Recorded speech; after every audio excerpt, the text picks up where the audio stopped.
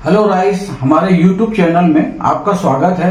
कहानी सीक्रेट अमीरजादा के हर एपिसोड में आपको एक नई बात जानने को मिल रही होगी। यही नई बात इस कहानी के अगले एपिसोड को जानने की उत्सुकता पैदा कर रही है।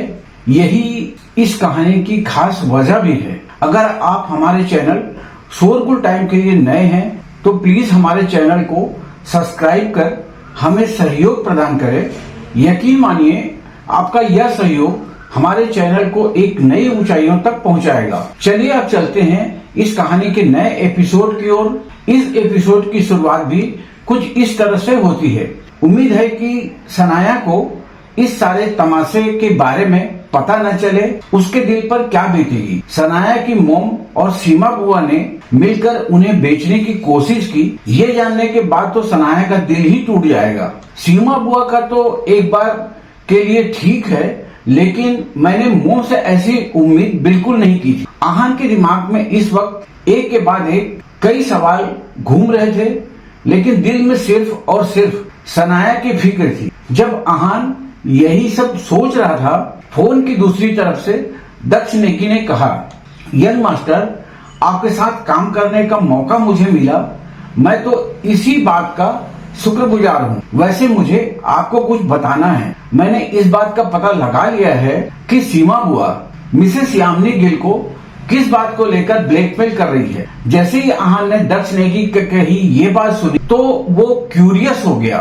ब्लैकमेल करने की वजह क्या वजह है? आहान ने पूछा। सीमा बुआ के पास ऐसे क्या था जिसके दम पर मिसेस गिल जैसी जिद्दी औरत को भीगी बल्ली बना सकती थी? दक्ष नेगी ने थोड़ा हिचकिचाते हुए कहा, यंग मास्टर, वो बात ऐसी है कि आहान समझ गया कि दक्ष नेगी सच बताने से कतरा रहा है।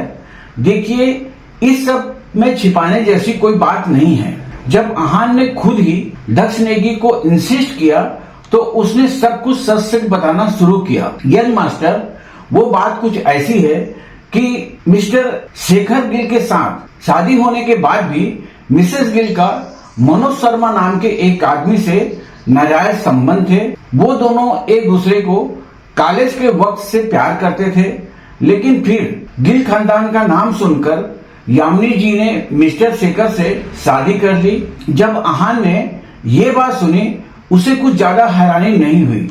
मनोज शर्मा के नाम का जिक्र सीमा बुआ उस दिन भी किया था और ये सुनते ही मिसेस गिल के तोते उड़ गए थे। दक्ष नेगी ने बात को आगे बढ़ाते हुए कहा, जब मिसेस गिल ने शादी कर ली तो उनको खोने की दुख में मनोज शर्मा तरह तरह के नशे करने लगा। यहाँ तक कि उसे जुआ खेलने की भी लत लग गई थी। इसके चलते मनोज शर्मा के सर पर बहुत से लोगों का कर्जा हो गया था। फिर जब मिस सनाया का जन्म हुआ तो एक दिन कोई मिसेस गिल के घर पैसे मांगने आया। थोड़ी पूछताछ करने के बाद उन्हें पता चला कि मनोज शर्मा ने उनसे भी कर्जा ले रखा है। अब जब मिसेस गिल की शादी बड़े और अमीर परिवार में हो गई थी तो उन्हें पैसे की कोई कमी नहीं थी। मनोज शर्मा की हालत को देखने के बाद मिसेस गिल से रहा नहीं गया और उन्होंने अपने पुराने आशिक पर तरस खाकर धीरे धीरे करके उसके सारे कर्जे चुका दिए और इसके बाद उन दोनों के ताल्लुक फिर से शुरू हो गए। ये अब कई सालों से चलते आ रहा है और तभी सीमा जी को भी इस सब का पता चल गया और इस राज का फायदा उठाकर उन्होंने मिसेस गिल को ब्लैकमेल करना शुरू कर दिया। दक्ष नेगी की पूरी शहर में बहुत जान पहचान था, इसलिए उसे सारी चीजों का पता लगाने में 1 घंटा भी नहीं लगा था। अब सनाया के बारे में सोचकर आहान को थोड़ी टेंशन हो रही थी। अपनी मोम का ऐसा राज जानने के बाद सनाया को बहुत बड़ा सदमा लग सकता था। आहान ने अपने आप से कहा। फिर उसने फोन की दूसरी तरफ से सुन रहे दक्ष नेगी से कहा, देखते हैं कि इस मामले को कैसे निपटाया जा सकता। मैं कुछ सोचता हूँ। वैसे मिस्टर दक्ष नेगी, मुझे आपकी मदद की थोड़ी जरूरत है। क्या आप अपने किसी भरोसेमंद आदमी से कहकर मनोज शर्मा पर थोड़ी नजर रख सकते हैं?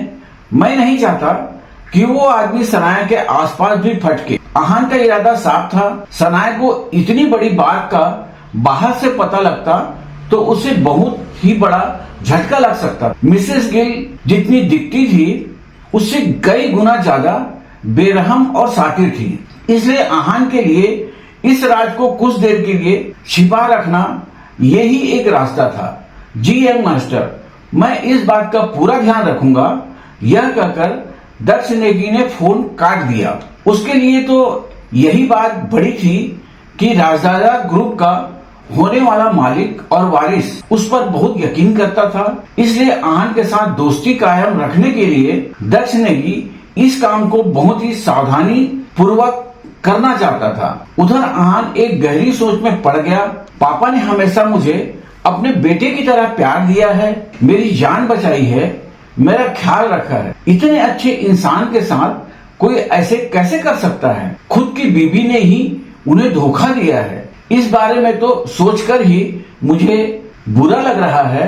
पता नहीं कि पापा को इस बारे में कुछ पता भी था या नहीं। कुछ देर तक वही सोचने के बाद आहान अपने कमरे में जाने ही वाला था कि रूपल के घर का दरवाजा बाहर से खुला।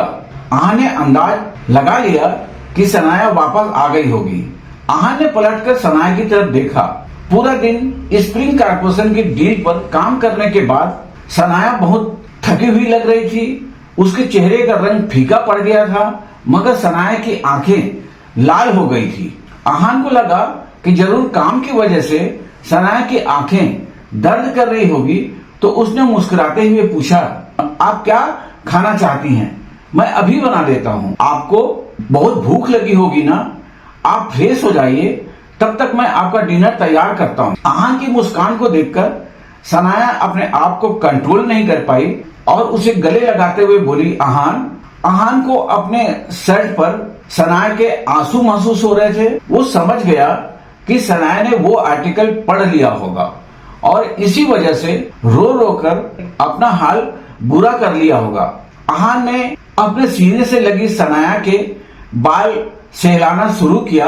आहान ने फिर सनाया से कहा, सनाया, आपको इतनी सी बात के लिए रोने की कोई जरूरत नहीं है, आप शांत हो जाइए। लेकिन सनाया और जोर जोर से रोने लगी। उसकी सिसकियां इतनी जोर जोर से सुनाई दे रही थी कि अब सनाया को सांस लेने में भी तकलीफ हो रही थी। सनाया ने फिर रोते हुए आहान से कहा, इतनी सी बात? क्या ये इतनी सी बात है कि तुम्हारे बारे में इतना बड़ा आर्टिकल छपा है और उसमें तुम्हारी तारीफ नहीं हो रही है? आहान, बल्कि बुरे बुरे इल्जाम लगाए जा रहे हैं। ये सब मोम ने किया है। सनाया को इतना पैनिक होते हुए देखकर आहान ने कहा, आप खामखा परेशान हो रही हैं सनाया। आपको तो पता है कि मैं इन सब बातों को ज्यादा ध्यान ही नहीं देता। आहान, सब कमेंट्स में तुम्हारे बारे में भला बुरा कह रहे हैं। सनाया सच में बहुत उदास हो गई थी। उस दुनिया का सबसे अच्छा इंसान, एक बेस्ट पति उसके सामने खड़ा था। बाहर लोग इस आहान को लालची, चोर, निकम्मा क्या कुछ कहकर नहीं बुला रहे थे। सनाया को ये सोचकर ही रोना आ रहा था। आहान ने जब सनाया की आंखों में उदासी देखी तो मुस्कुराते हुए बोला, सनाया, लोग जो चाहे कह सकते हैं। वो कहते हैं ना, कुछ तो लोग कहेंगे, लोगों का काम है कहना।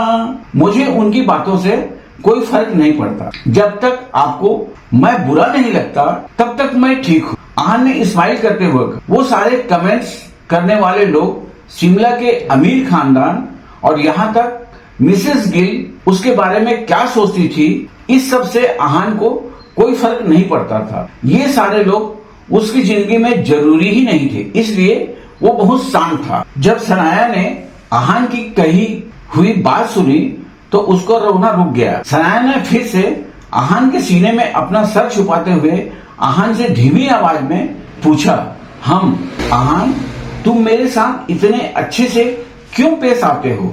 मेरा इतना ख्याल क्यों रखते हो? आहान ने पहले तो ये सवाल सही से सुना नहीं, लेकिन एक सेकंड के बाद जब आहान ने सनाया की बात को समझने की कोशिश की तो उसे पता चल गया कि सनाया क्या पूछ रही थी। आहान के चेहरे पर जो हंसी छाई हुई थी वो और भी ज्यादा गहरी हो गई। उसने सनाया के सवाल का जवाब देते हुए कहा, शायद इसलिए क्योंकि आप खूबसूरत हैं, स्मार्ट हैं, बहुत साफ दिल की भी हैं और हाँ, मेरा इतना ख्याल रखती। कोई मेरे बारे में कुछ भी गलत कहता है तो आप या तो गुस्सा हो जाती हैं या फिर ऐसे रोने लगती। आहान की कही इस बात को सुनकर सनाया को अपने दिल में तितलियां उड़ते हुए महसूस होने लगी।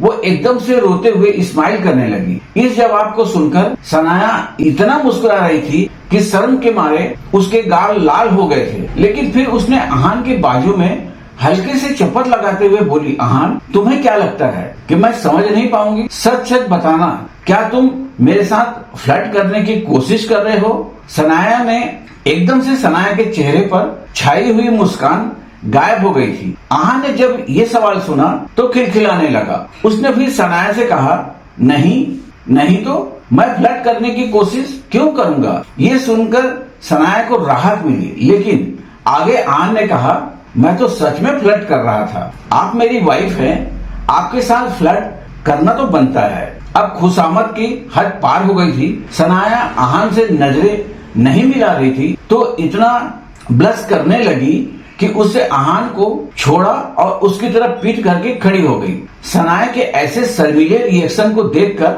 अहान हंसने लगा। उसने अपनी बीवी को मनाने की कोशिश करते हुए कहा, सनाया, आप तो नजरें चुरा रही हो। अब मैंने ऐसा भी क्या कह दिया? यहाँ देखिए मेरी तरफ। ये कहते हुए अहान सनाया के हाथ को इस तरह हिलाने लगा मानो कोई छोटा बच्चा जिद कर रहा हो। सनाया भी स्माइल करने लगी। सनाया ने नाराज होने का नाटक करते हुए अहान से कहा, मैं नहीं देख रही। मैंने तुम्हें एक सीधा सिंपल सवाल किया था, लेकिन बजाय इसके कि तुम मुझे सही जवाब देते, तुम मेरे साथ फ्लर्ट कर रहे हो। अब सच बताओ, मेरी इतनी फिक्र क्यों करते हो? इतनी कदर क्यों करते हो तुम्हें मेरी? अब जब सनाया नाराज हो ही गई थी तो अहान ने कुछ याद किया। ये उस दिन की बात थी जब अहान ने सनाया को पहली बार देखा था। वो दिन अहान को धुंधला सा याद आ रहा था। अहान ने अपनी तरफ पीठ कर खड़ी सनाया को पीछे से गले लगा लिया और बोला, क्योंकि आपकी वजह से ही मैं जिंदा हूँ, सांसें ले रहा हूँ। अगर आप उस दिन किसी एंजल बनकर न आती तो मैं मर चुका होता। अहान और सनाया दोनों 3 साल पहले की उस रात को याद करने लगे जब आदित्य रायजादा के कहने पर कुछ गुंडे अहान की जान लेना चाहते थे। अहान बिना रुके 4 दिन तक उनसे भाग रहा था। दिल्ली से ट्रेन में छिपकर, किसी ट्रक ड्राइवर से लिफ्ट लेकर, यहाँ वहाँ छिप के अहान शिमला पहुंचा था। लेकिन फिर भी वो गुंडे अहान का पीछा नहीं छोड़ रहे थे। भागते हुए अहान मिस्टर शेखर गिल से जाकर टकराया। उसने मिस्टर शेखर गिल से अपने जान की भीख मांगी तो वो अहान को घर लेकर आए। पहले ही सभी भाइयों में शेखर गिल की फाइनेंशियल हालत कुछ खास नहीं थी। ऊपर से घर पर किसी अजनबी को देखकर अपने नखरेल बर्ताव के चलते मिसेस गिल नाराज हो गई और जख्मी और बीमार अहान को घर से बाहर निकालने को कह दिया। उसकी डांट सुनकर मिस्टर शेखर भी एक पल के लिए पीछे हट गए, मगर तब सनाया ने आगे आकर अपनी मोम से लड़कर अहान की जान बचाने का फैसला किया था। उसके बाद डॉक्टर को बुलाने से लेकर अहान को दवाइयां देने तक अहान की हर बात का ख्याल सनाया ने खुद रखा था। ऐसी बात नहीं थी कि सनाया को अहान पसंद आ गया था या फिर वो उसकी तरफ अट्रैक्ट हो गई थी, मगर सिर्फ इंसानियत के नाते सनाया ने 1 महीने तक अहान का पूरा ख्याल रखा था। तभी से अहान के लिए सनाया उसकी जान बचाने वाली एंजल थी, जिससे वो पहली नजर में ही